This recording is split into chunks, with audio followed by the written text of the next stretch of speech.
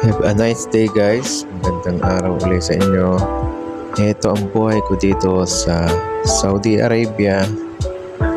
Gigising naman tayo. Pero ngayong araw ay day off natin kaya galing tayong panggabi. So kagigising lang natin ng hapon. So paunat-unat muna tayo mga guys. Para sa day off, kaya lang gabi ang ating rest day guys. Gabi tayo nagising, mga hapon na ng alas 4, alas 5 ng hapon. Labas na tayo guys para mag-prepare ng ating kakainin. Ganyan lang ang buhay natin dito sa abroad guys, dito sa Saudi Arabia. Kailangan lang lumaban. Nandito na nga po tayo sa ating kusina. Sama-sama na po dito, kusina, sala. Nandito na rin yung ating washing, kaya ating pagsasabayin ang ating paglalaba at ang ating pagluluto.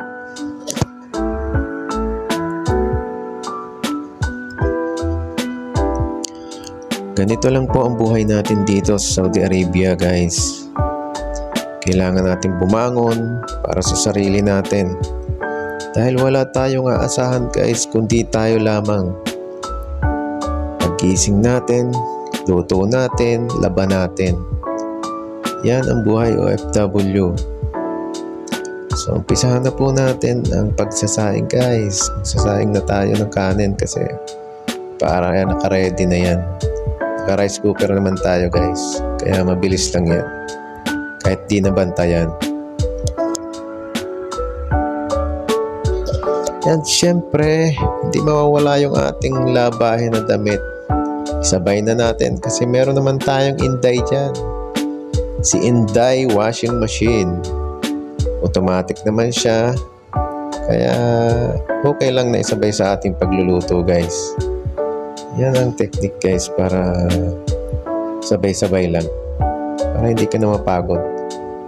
Ilagay mo na yung mga damit mo sa washing machine para habang nagwa-washing ka, nagluluto ka. Yan tayo guys dito. Day off time, my daily routine.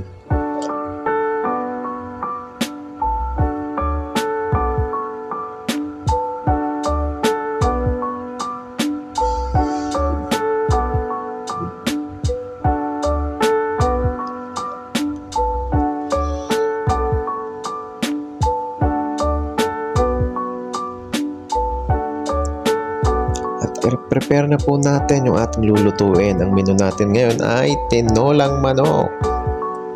Tinolang manok po tayo kasi medyo malamig pa yung panahon dito. Kaya magsasabaw naman tayo. Para masarap-sarap ang ating kain ngayon.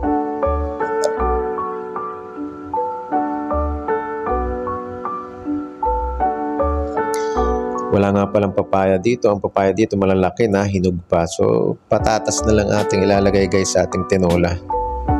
Tayo lang naman ang kakain guys. Kaya okay lang kahit anong i-ano natin. Basta nandun yung sustansya ba. Saka mga gulay. Ayan na guys. At ating ilagay na ang ating mga ingredients sa pagtitinola guys. Ito lang ating menu ngayon, tinola. Para makahigop naman tayo ng sabaw dyan. Dito sa abroad guys, kailangan nating marunong magluto.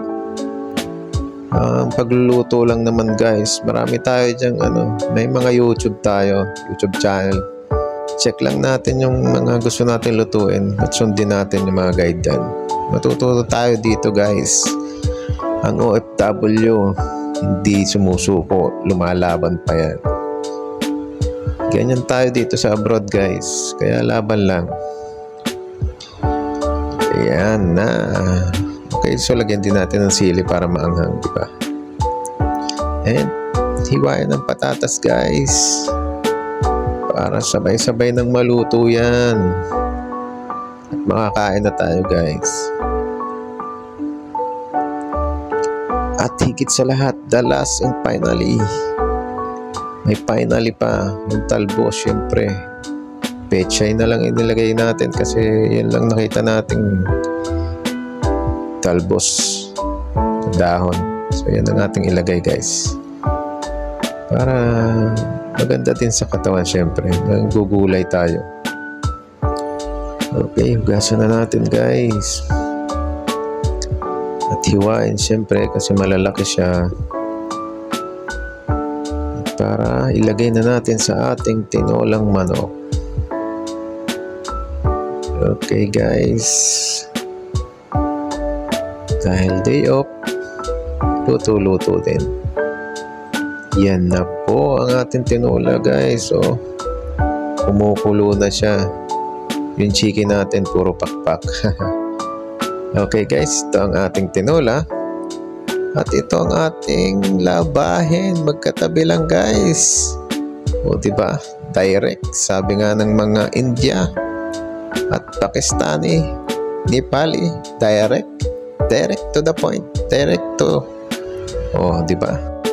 Okay guys, tikman na natin. Ilagay na natin yung talbos ng pechay. Then, ihalo natin at takpan. Nakaready na ang kanin natin guys. So, kain na tayo guys. Ready to eat na to. Malapit na to. At yung ating labahin, mag-i-spin na tayo. Dryer na yan. Yan na, luto na guys. Sarap. Kain na tayo guys. Ready na. Ito na. Ang finished product natin guys. Tinolang manok. Makahigop na tayo ng sabaw guys. Sarap-sarap naman. Malapit na tayong kumain.